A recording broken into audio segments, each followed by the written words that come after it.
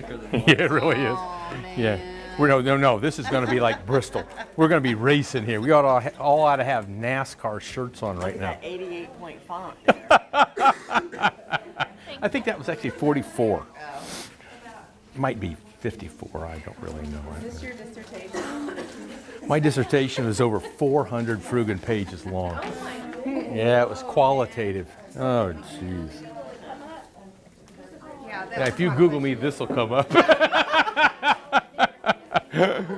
I really don't know. I had hope, Dr. Smith. I know that. I hope that we get out on time tonight. You're going to. Promise. Yes, I promise. You know why? Because at least 5 minutes before that time, you're going to raise your hand and you're going to do doing that. Okay? All right? And no matter how fast I've already been going, I will speed up. Oops. Okay, here we go. Oh, there's 2, 1, 2. Yeah. Oh, look at Sorry, that. I'm absorbed in writing down what you just said. Oh, okay. It was an examination of dominance in an interorganizational collectivity and the effect that had on the structure of a primary prevention program that the different agencies or organizations were trying to implement. It was actually. I mean, a dissertation's like writing a book. So. It was. No, it doesn't. No, it doesn't. No, it doesn't. You know, but it was actually more and more interesting every step of the way up until the final month, and then I was so over the whole process. Okay, let's see here. Now, what I'm actually doing, because I didn't realize that I had printed both out, and I'm not going to, having killed the trees, I'm going to give them out. This is essentially the same stuff. One is in the form of lecture notes, and the other is in the form of the PowerPoint. So they actually have almost identical content to them. What's your middle initial? L. Oh. Lane. L-A-N-E. I'll give you $20 later, so if my son told me I owed you $20 for something. You owe me $20. Yeah. Yeah. Why? What a brilliant. I enjoyed meeting your kids. I did. And I thought your son handled himself with so much maturity. He really did. Maybe it was fear. Maybe I was just mistaking what that was. Here you go. Thank you. You're welcome. There you go. There you go. You're welcome. Oop, there we go. You're welcome.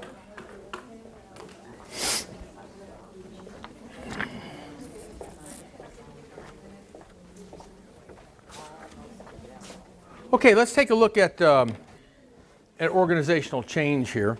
All right. Again, a variety of different definitions we could give. No one of these is right. No one of them is wrong. Just ways of thinking about them. Okay.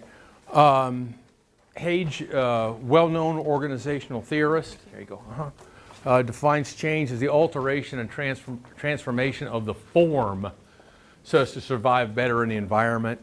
Okay. Hassenfeld, Jesko Hassenfeld, author of Human Service Organizations, really knowledgeable, significant theorist in the area of particularly the sociology of human service organizations, alterations in the allocation of resources, the distribution of power, and the internal structure of an organization. And I would, as we're going to see, that would really speak to some pretty significant kind of changes there, typically. You might think of change as the adoption of an idea, procedure, process, or behavior that is new to an organization. Randolph and Blackburn. And then Robbins, and I use Robbins a lot in preparation for this content. He differentiates between first order and second order change. We'll see the other one in just a second here. First order change is linear and continuous, implying no fundamental shifts in the assumptions about the world or how the organization can improve its functioning, but changes. And the thing here is I want to emphasize organizations are simultaneously arenas of tremendous amounts of change, and also one of the most conservative, change-resistant things you can possibly imagine. Think about that. They're arenas of a vast, I would say uncountable number of changes, and at the same time, they are among the most resistant entities to change or systems of change that you can imagine. How can they do both? How can they do both? And the answer is that so much of the change that takes place in an organization is insignificant. Or if it's not insignificant, it's of a minor nature. It's not fundamental in terms of its significance. Or, I mean, just think about it. Sometimes well, actually you don't. You're pretty much sitting there. Every place you sit in this exactly the same time. But you could come here, you could sit different places. You know, we could start classes at slightly different times. We could have them in different classrooms, et cetera, right? How much change, I mean, how much difference would that make to the organization?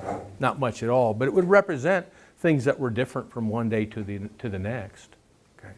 But it's not like you're coming in and the university gives you the opportunity to give yourself your own grade. I know you'd like that, but that's not going to happen, right? At least not in the foreseeable future, right? It's not like you come to class one day and somebody from the bursar's office or something comes over and starts handing you back tuition money, right? That would be a significant change, wouldn't it, right?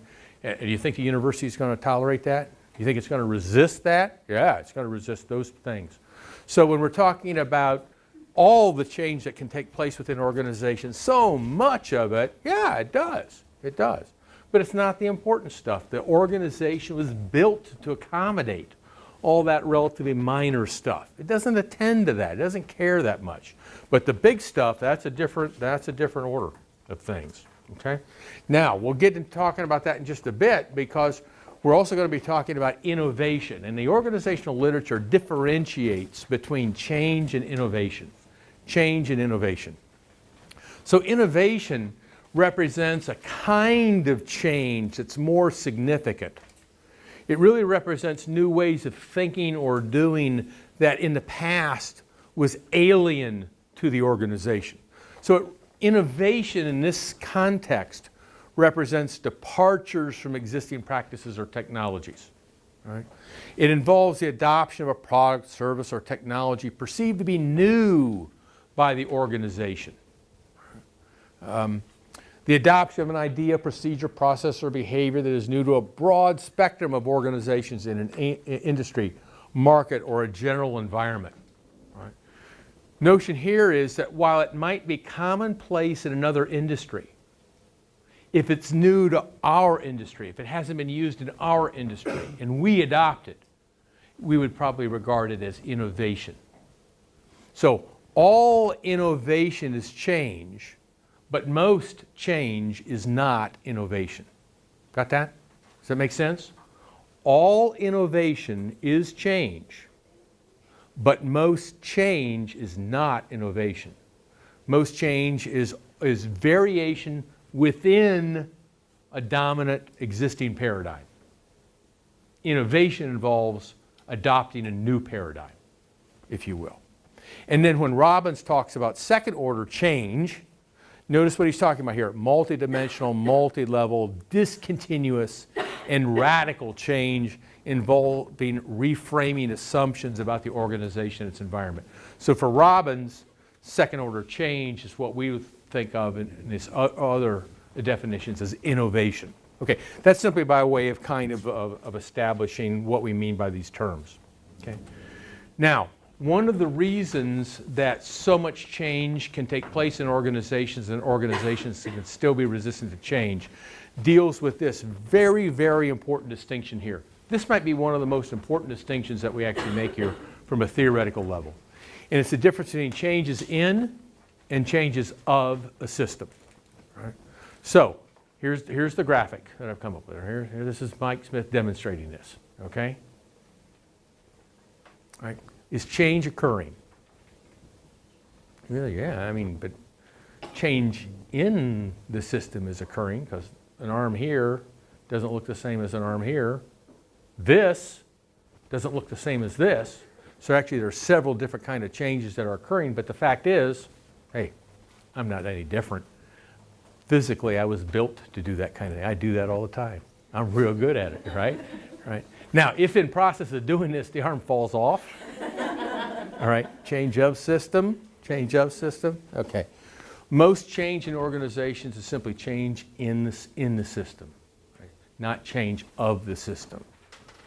So when we're talking about, for example, an open system, exchanging resources with the environment, right? Inputting some, expelling others, but the structure of the open system isn't changing. We're talking about changes in the system. Now the oxygen is in, now the nitrogen is out, kind of thing, right? But once new forms are created, new departments, new procedures, new policies, new goals, there's a redistribution of resources, for example, in a significant way within the organization, then we're starting to talk about changes of the system. Now, we can also talk about purposive change versus what Warren calls crescive change. And you might imagine, looking at that, what do you think crescive change is? If we're differentiating between purposive change, there you go, yeah, accidental, unintentional, just the kind of thing that happens. That's exactly right. Which do you think occurs more in organizations? Crescive or purposeful? Did you say crescive? Yes, that's right. The unplanned changes that just take place within organizations, you know, the shortcuts that people do, the informal kind of thing that we were talking about minutes ago as opposed to intended, officially prescribed behaviors or commitments of organizational resources. Crescive change constitutes the vast majority of changes that occur within an organization. Then we can also talk about evolutionary versus revolutionary kind of changes. The evolutionary, speaking of incremental changes taking place. We go back to something that we talked about several weeks ago, the camel's nose principle or the salami principle. And one of the prescriptions your authors give you for how you manage change today, what was that? Right? I think it was maybe even one of the quiz items today. Wasn't that change should be evolutionary if you can manage it that way, if the environment or the conditions don't require a dramatic change, kind of an overnight kind of thing. Make it evolutionary. Give people the opportunity to adjust over time to new kind of things. All right.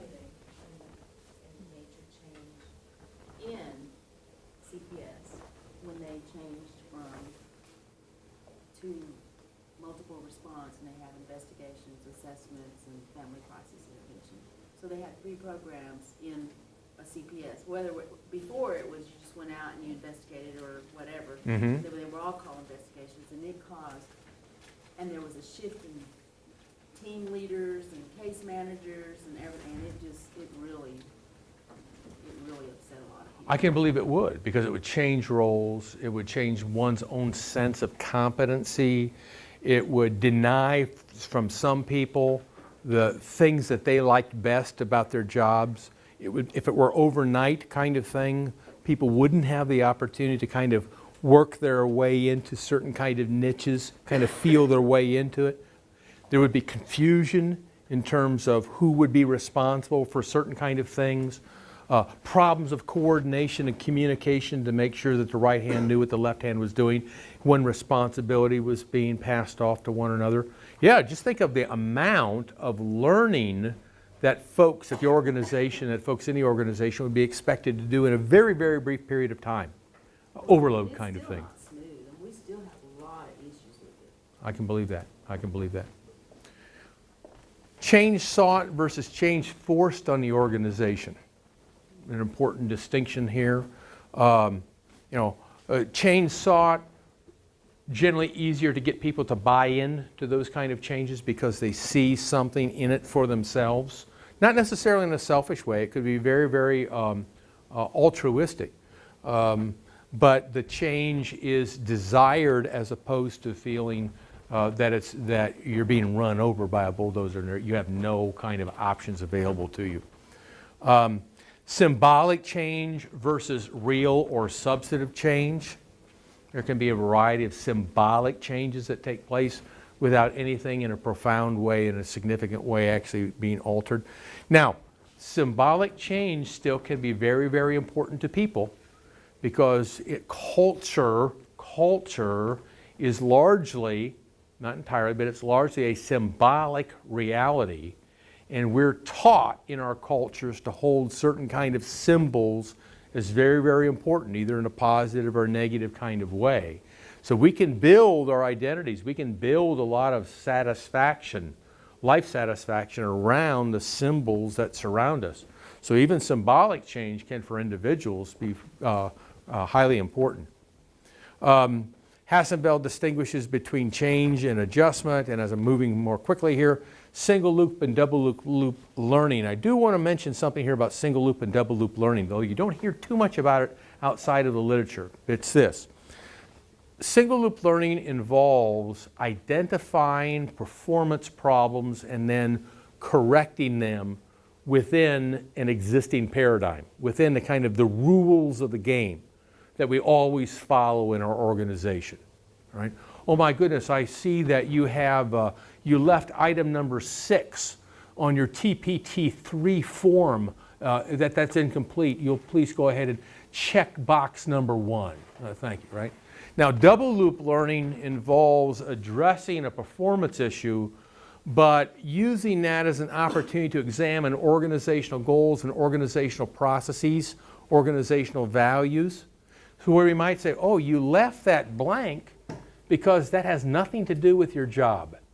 The reason it doesn't have anything to do with your job is because the environment has shifted around us and we failed to respond to that change, not just in the form, but also with regard to your job description, the bonuses that we put in place, their performance appraisal, etc. So you've probably felt bound to address that some way, even though that's at the expense of the energy that you would have available to actually do your job better for what we need to do now. Maybe we should rethink your job position and your responsibilities, and in doing so, oh, guess what? You know, you should now be working much more closely with this person over here in this department, somebody who's been entirely alien to you in the past. Look what's just happened. We've responded to a performance problem, but we did it outside the box. We used it with a different paradigm in mind that caused us to call into question organizational goals, organizational values, organizational processes, and then on the best information available, given the coalitions that have power, we've made new decisions about how to move forward. That's double loop learning in organizations. So you use the opportunity that performance problems present to examine the organization, its role, its relationships to its environment, which involves more energy, which involves more creativity on the part of organizational actors. Single or double loop learning? Double loop, no question at all about it. What do you think most organizations do most of the time? Single loop, yeah. I think if you want an example of double loop, kind of at its best, look at some of the emerging technology industries. Or if you want an example of a big bureaucracy that did double loop learning pretty well, look at NASA and what it did from the time of President Kennedy's speech committing the United States to putting a human on the moon within 10 years. And by golly, we did it. Incredible. Okay. Now let's talk about targets of change. And I've already given you a handout. It's on your D2L form. The handout looked a good deal like that. Here, we differentiate different kind of targets of change. Here, these are targets of change at the individual level. We're going to, Randolph and Blackburn do a nice job of capturing our prismatic organization in terms of the different categories of targets of change. We can focus on changes in individuals' motivations, their level of commitment to the job, to the organization, their performance levels, the quality of their performance, their attitude, skills, abilities, position, the number and types of employees.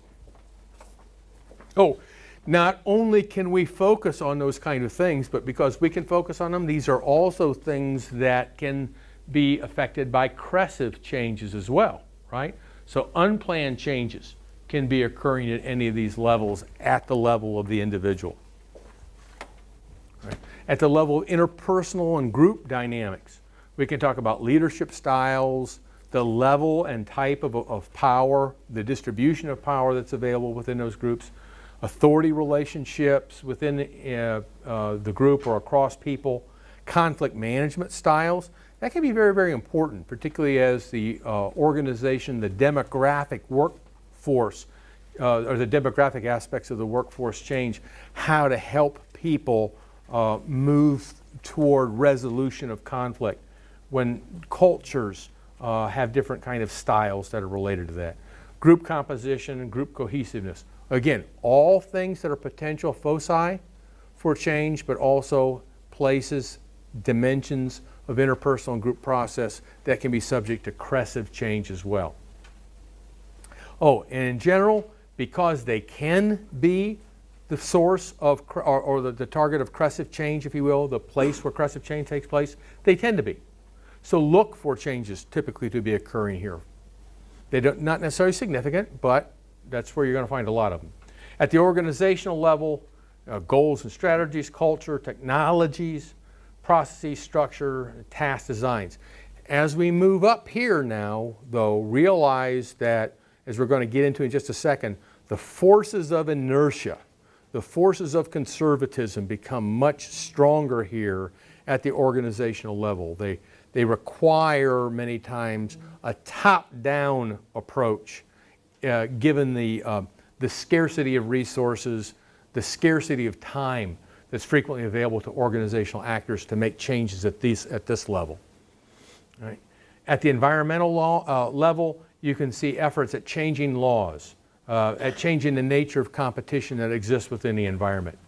Changing the niche, and niche relates in part to domain, in part it relates to market presence of an organization within its environment. Changes in industries. We've seen a massive change in the mental health community as a result of managed care over the last several decades. Managed care, managed cost, which should that actually refer to? Entry requirements into a profession or into an industry can all be targets of change. Right? The structure of the environment itself, the technology available to it, the settings within which organizations take place, the people around it. Now, Kurt Lewin, am I going fast enough on this one? Yeah, I think I am, right? Yeah, okay. You're going, man, he's going fast. Good. Kurt Lewin really earned lots of his reputation a number of decades ago for talking about change and using what's called force field analysis here. Here he's looking at the conditions that are tend toward change, that encourage change, and he's comparing that to the weight of those forces that resist change or that are in favor of the status quo. And so Lewin argues, for example, that if you're going to try to create change, effect change, and by that it's E-F-F-E-C-T that I'm talking about.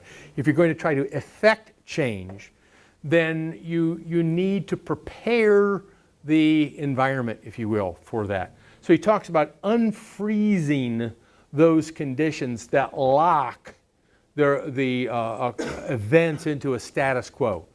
Unfreezing, making more dynamic the environment that in the past has been significant, been the driving forces for the preservation of patterns. Once unfrozen, then to go ahead and implement the change, to direct the change, particularly by bringing into play a variety of forces that move people, move processes in the direction that you want them to go, and then not walking away, but attempting to preserve those changes by freezing them, by now calling into place old and new forces that will reinforce, that will preserve the newly developed environment, the newly developed policies, the newly developed structures that you have in place. In a teaching environment, Doesn't it make sense to you and doesn't it make a difference to you if you realize that new content is something that's really important to you and that you don't have mastery over that yet? You know, the day before that insight happens, that aha experience, the content is just something out there that you've got to read, right? And the fact is, since entropy is more, in the long run, it's going to win over negentropy, it's easier to just resist the requirement to read or the requirement to study or the requirement for mastery. But let's say that there's an aha experience come on and you go, my gosh, this is the stuff I've been trying to master for years. This is the stuff I didn't have in my previous position that kept me from being effective. This is the insight, this is the secret that kept me from being a millionaire or whatever it is. You know, by the way, if it's the last thing, this is what I needed to know in order to be a millionaire, I'll bet you read it.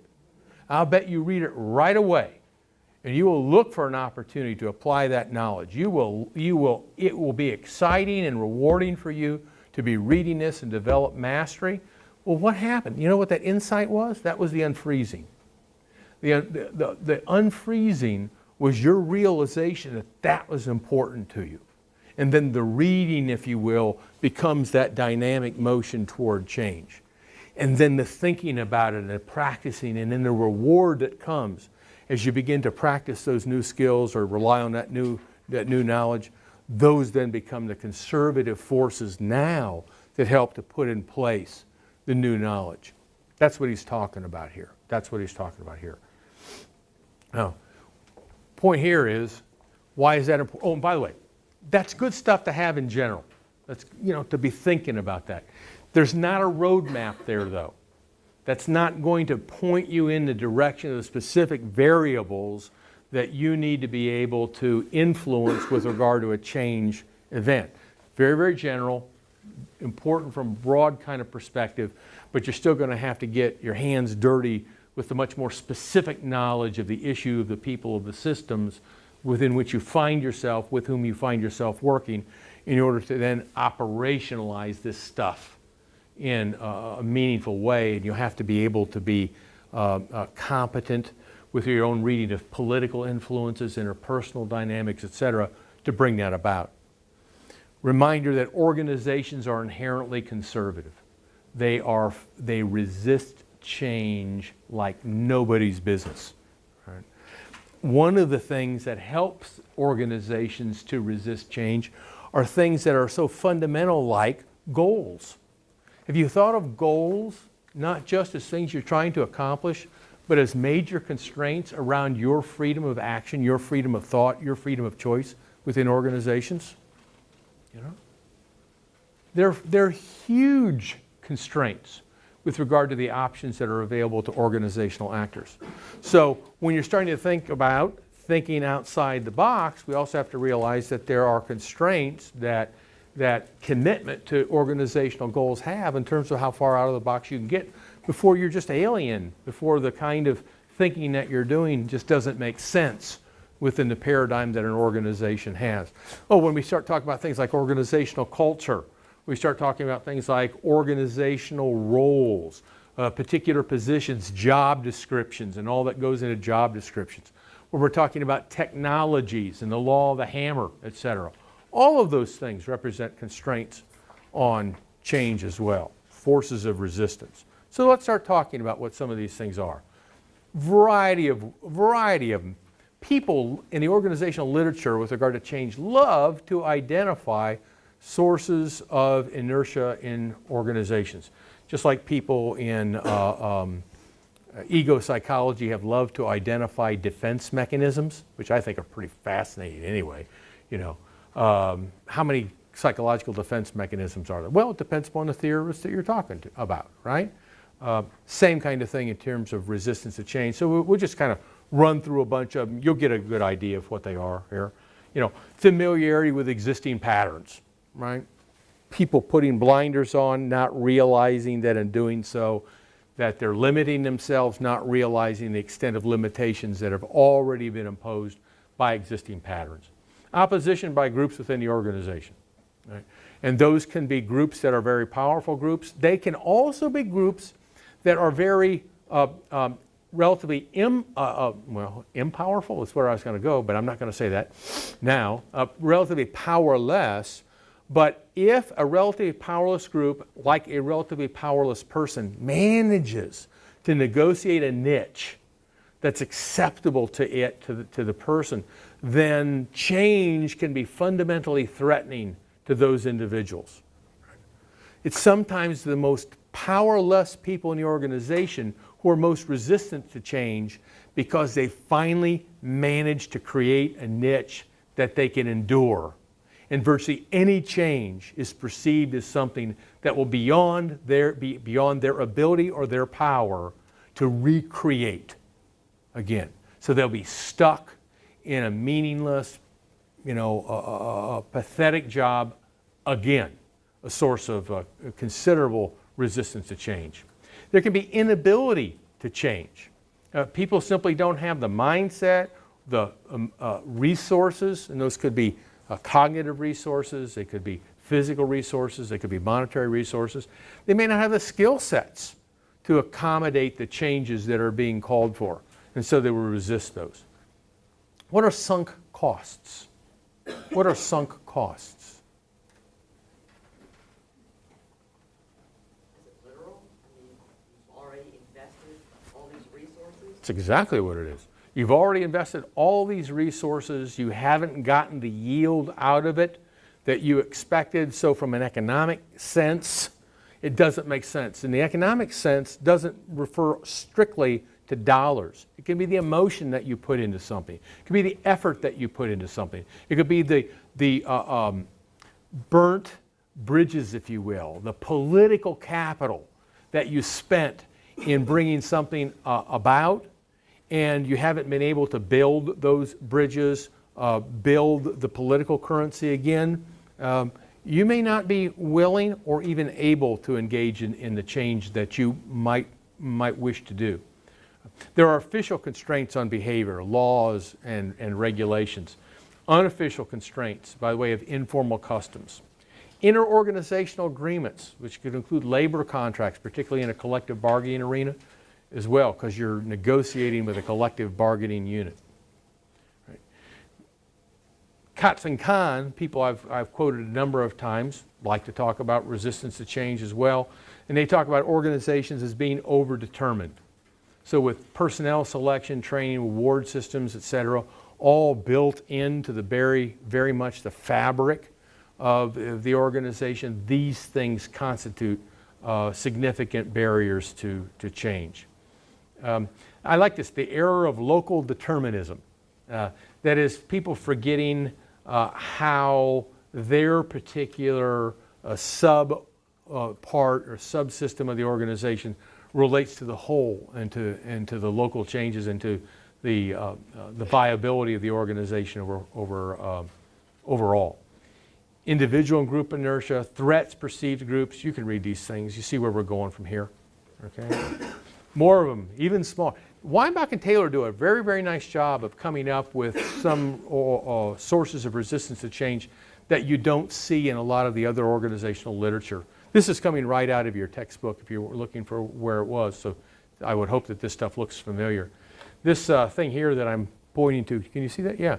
Antagonism toward the individual proposing a change. That's good stuff. And you see that very frequently. You see people's individualism being expressed. Remember, behavior of individuals within an organization is itself a kind of organizational behavior. It's organization qua individuals. And that can have an important impact upon organizational events. Okay. Robbins differentiates between individual sources and organizational sources of change, or resistance to change here. But again, we're talking about a variety of things that are cast much in the same light. I think it's just a good idea for you to kind of read through these things and get an idea of the variety of ways to sensitize yourself to these things. How do you overcome resistance? Robbins talks about the importance of education and communication. Weinbach and Taylor do the same kind of thing. And I'm posing the question that's important for you to remember throughout all of these. I think it comes to the fore in certain of them, but it's a good thing to remember at all times. That is the question, what's in it for me? And I'm not talking just about you now, but for you using your skills of accurate empathy to imaginatively get some sense of what change means for others in and outside the organization. And it doesn't have to just be your imagination. Talk to people, get information, because there'll be a variety of aspects of change that you probably would never have appreciated, never have even begun to identify, that may be important elements that either promote or cause resistance to change on the part of individuals. Much of the time it comes down to this notion, what does this change mean for me? And what's in it for me with regard to this change? General strategy here, general strategy. The more you can design change and orchestrate change so that people can find meaningful benefits to them, the more that you create allies for change, the more you unfreeze the situation, the more you begin to overcome the obstacles, the inertia of change. Oh, yeah, and if that's real, as I hope it would be, because I'm not asking and I'm not suggesting for the moment that this simply be a facade, a shell game, that as people then experience those benefits, then you're helping to then refreeze the changes that are in place. Because people rarely want to go back to a situation in which they find or think of themselves as less well off. Right? Participation is key here. It helps people to become more thoroughly familiar with the issues involving change, the need for change, the options that were available, the various kinds of values that are being pursued through change, the differential impact and the ability to realize certain values given different kind of options, etc. And that general truism from social psychology, you're already familiar with it. What do you know about the commitment of people to any decision if those people have had an opportunity to participate in a legitimate decision-making process? They're more invested in it, aren't they? The process helps to build investment or legitimacy to the outcome, even if it was not the outcome that they themselves preferred. Same kind of thing here happens with change, that the extent to which people are able to participate early and meaningfully in change is likely to increase their knowledge of the change process, the clarity of what's expected of them through change, and the legitimacy of change for them. Okay? Notice these other things. And by the way, I want to come back to this. See this one here? Coercion. In the end, that's not necessarily a bad thing. I know in the way we think in terms of change, and particularly in terms of the context of social work values, we tend to shy away from of coercion. But the fact remains that one needs to have a plan B, particularly as an organizational manager, when other efforts to encourage, educate, elicit, negotiate, support fail, or when you don't have the time or the resources to do that and change is necessary, it's good to have power in your pocket that you can use.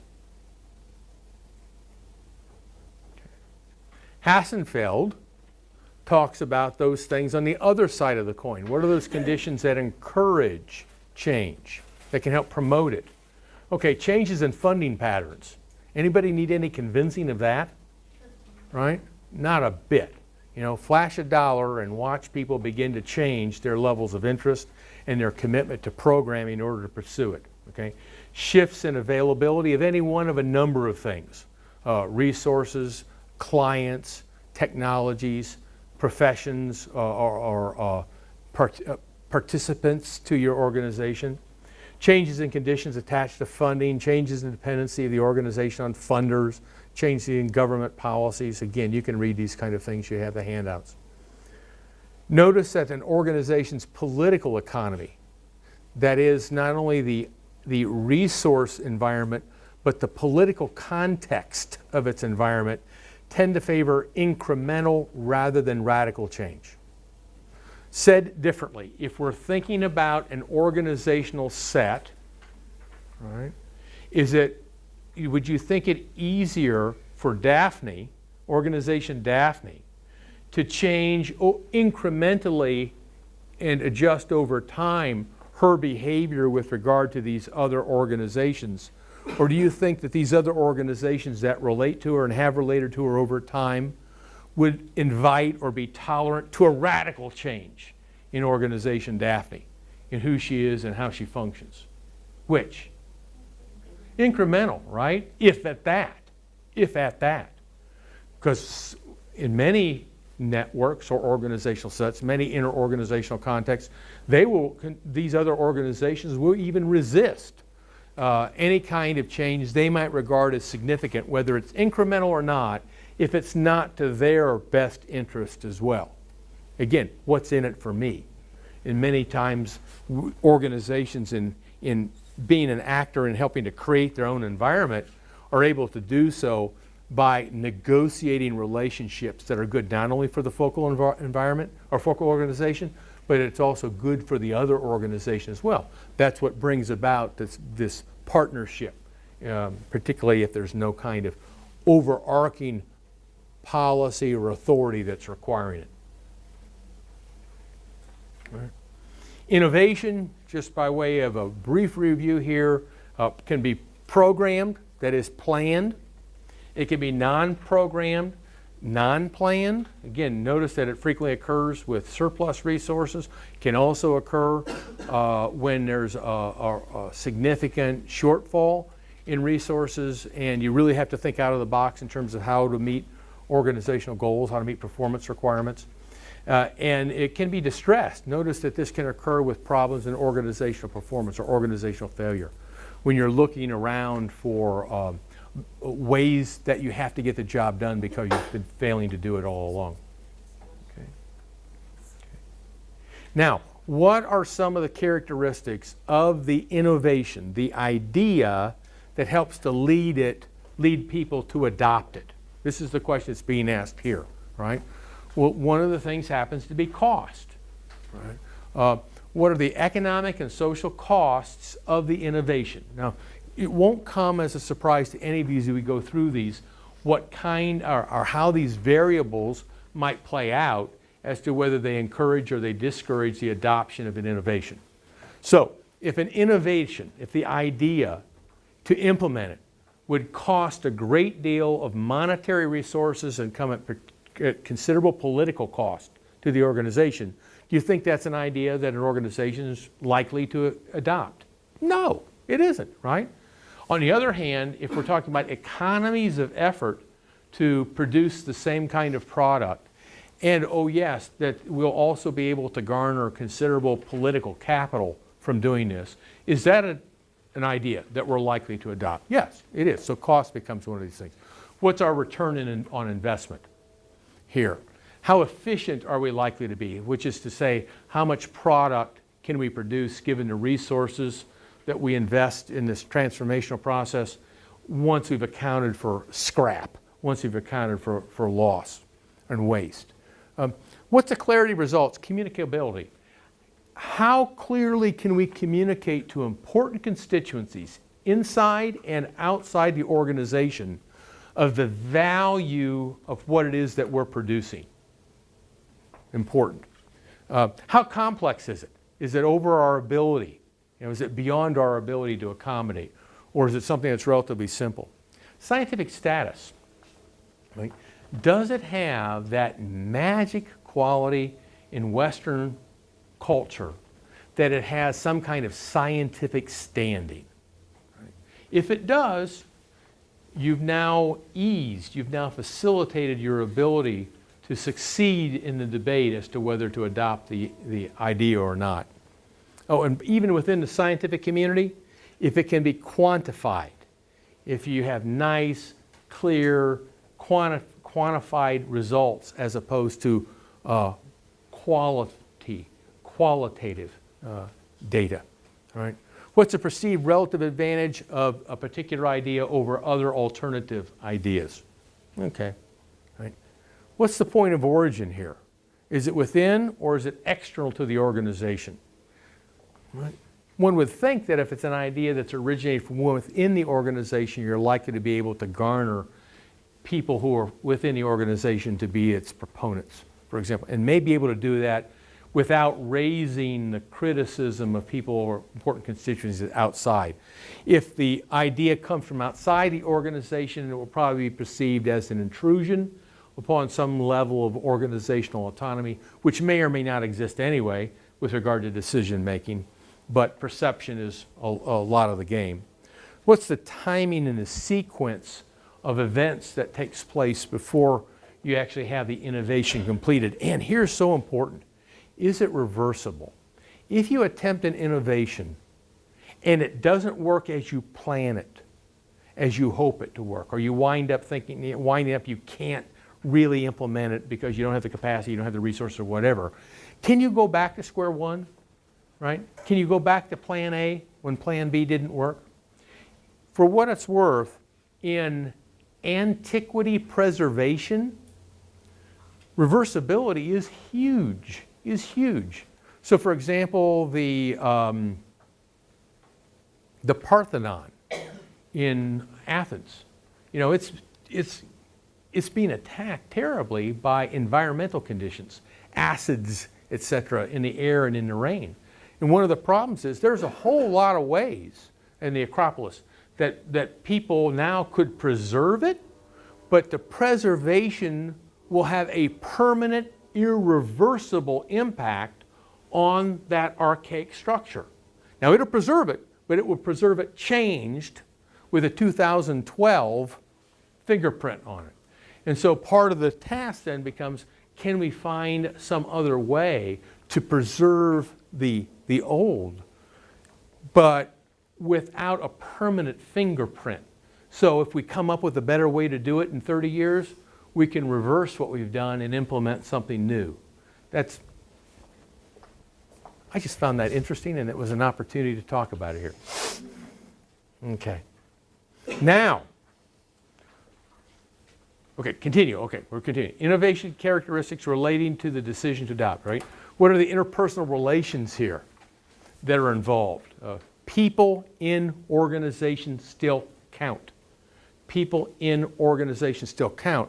So the relationships that people have who are advocating for innovation versus those that are advocating for the rejection of the idea will be important. How do they play their cards interpersonally, right? Publicness versus privateness, right? Look at this. If an innovation is likely to affect a large part of the public, typically involve a larger decision-making body, right? And the larger the decision-making body, the less likely a radical or innovative idea will be adopted, right? You expand the decision-making process, you encourage conservatism, inertia in terms of that decision-making process, okay? How many gatekeepers? Again, a number of decision-making people here. Okay. Susceptibility to successive modification, which is to say, if we adopt the innovation, are we stuck there? Is the innovation a dead end in terms of where we're going as an organization? By the way, if it is, then we might still adopt it, but guess what's just happened with regard to the ability of the organization to be flexible and adaptive with regard to future changes in the environment? Right? We've now begun to limit it. So in the process of being innovative, we've actually diminished the ability to be innovative later on. That's really what that amounts to. Okay. Now, the other side of this coin is organizational characteristics relating to the decision to innovate. So it's not the idea, now it's the organization. Okay. Is there high complexity in the professional training of organizational members? Or is there a relatively low complexity in that kind of thing? The higher the complexity, typically the more readily innovative ideas will be entertained and perhaps adopted. Is there high decentralization or limited or high centralization? Is there low formalization or high formalization? What's formalization again? Remember what formalization is? You're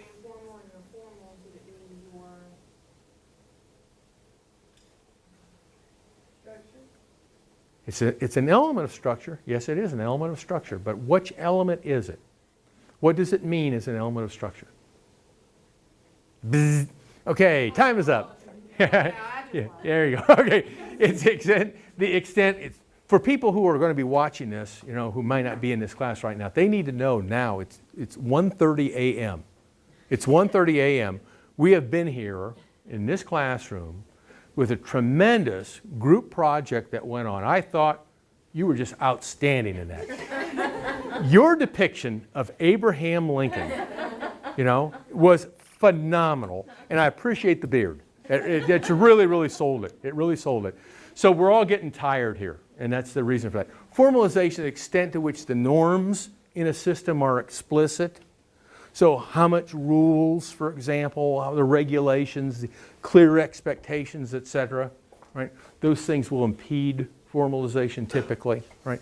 So, and again, you've got the handouts. So you can go over these kind of things, and you can begin to see and appreciate that organizations will vary with regard to certain key elements of their structure, right? The values of the dominant coalition, important, in terms of their readiness and the ways actually in which they'll even consider innovation. Okay. Now, then along comes an organizational theorist who says this. That may all be true, but you know something? That may all be true only of innovations that still don't violate basic paradigms. That when you really get out there on the fringes, when you're really outside the box, those kind of things may not make that much difference after all. A whole other set of variables may come into play. Oh, okay, interesting. Kind of, that's where we are with organizational theory. Okay.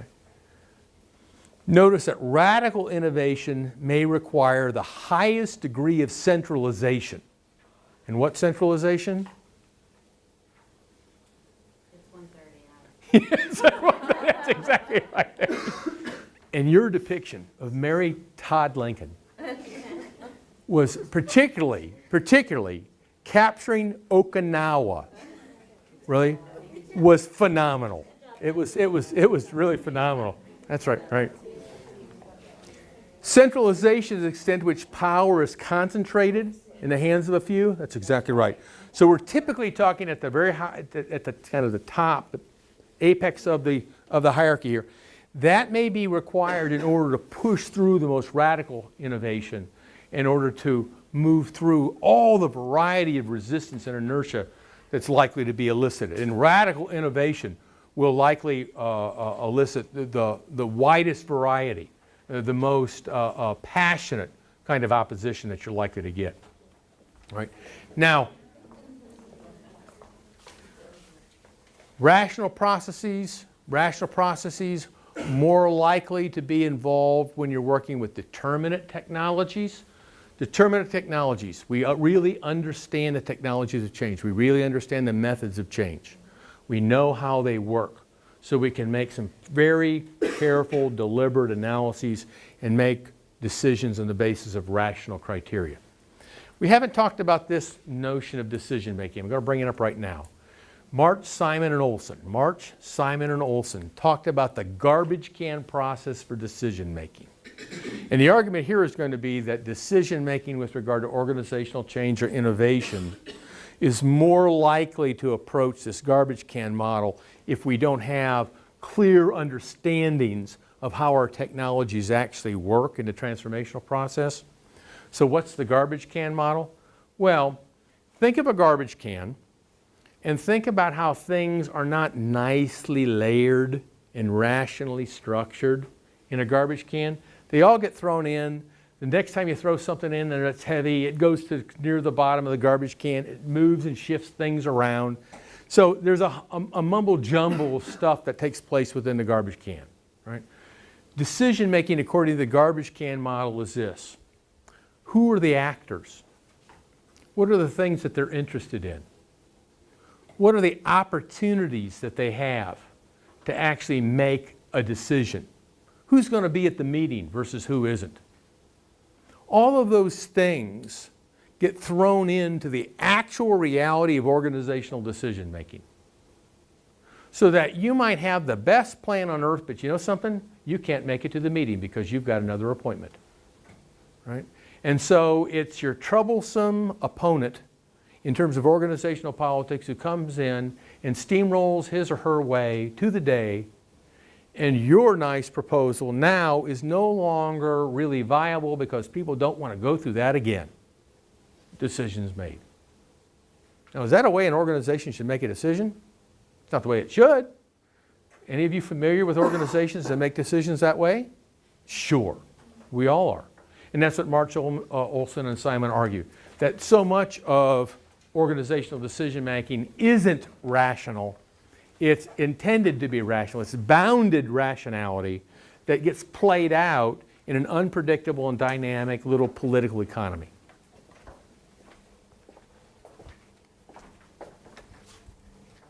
Oh my, there's no more slides.